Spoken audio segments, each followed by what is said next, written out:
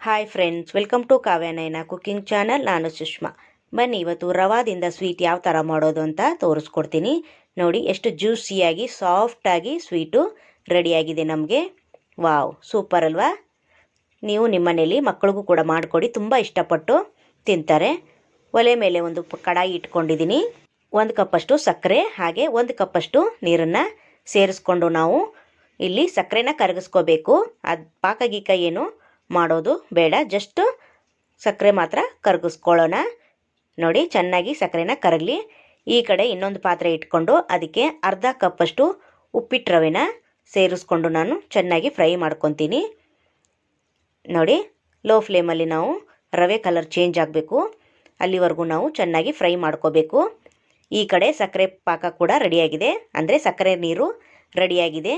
ನೋಡಿ, ಇದು ಗಟ್ಟಿ ಆಗಬಾರ್ದಂದರೆ ನೀವು ಲೆಮನನ್ನು ಒಂದು ಅರ್ಧ ರಸನ ಹಿಂಡಿ ಹಾಕ್ಕೊಳ್ಳಿ.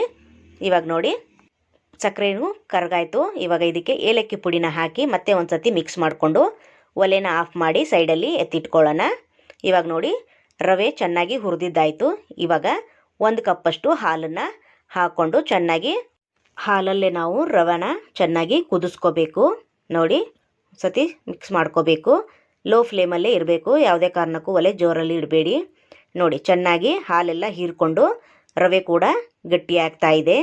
ನೋಡಿ, ತಳ ಬಿಡೋವರೆಗೂ ನಾವು ಈ ಥರ ಕೈ ಬಿಡ್ದಂಗೆ ಈ ಥರ ಮಾಡ್ತಾನೆ ಇರಬೇಕು.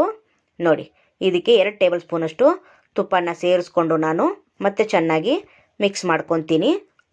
ನೋಡಿ, ಇವಾಗ ಪಾತ್ರೆ ತಳ ಎಲ್ಲ ಬಿಡ್ತಾ ಇದೆ. ನೋಡಿ, ಇಷ್ಟಾದರೆ ಸಾಕು ನಮಗೆ.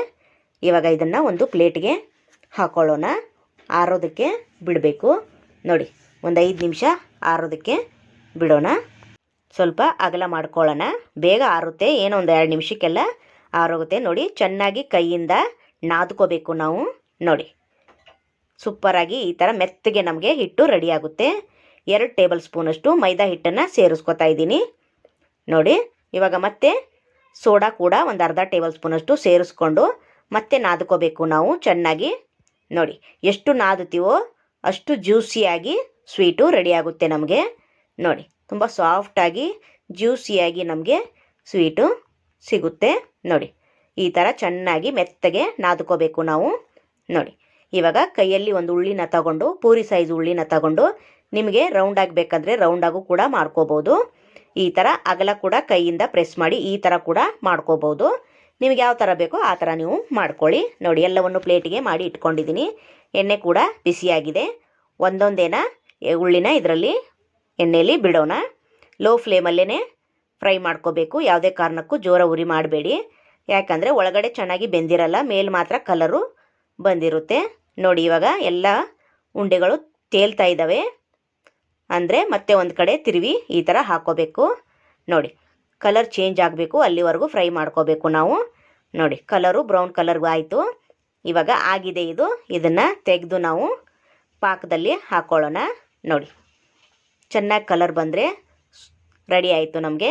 ಇವಾಗ ಪಾಕ ಕೂಡ ರೆಡಿಯಾಗಿದೆ ಅಲ್ವಾ, ಅದಕ್ಕೆ ನಾನು ಹಾಕ್ಕೊತೀನಿ. ನೋಡಿ, ಪಾಕ ಕೂಡ ಸ್ವಲ್ಪನೂ ಗಟ್ಟಿಯಾಗಿಲ್ಲ. ಇವಾಗ ಪಾಕದಲ್ಲಿ ಸ್ವೀಟ್ನ ಹಾಕ್ಕೊತೀನಿ. ನೋಡಿ, ಒಂದು 10 ನಿಮಿಷ ಈ ಪಾಕದಲ್ಲೇ ನಾವು ಬಿಡಬೇಕು.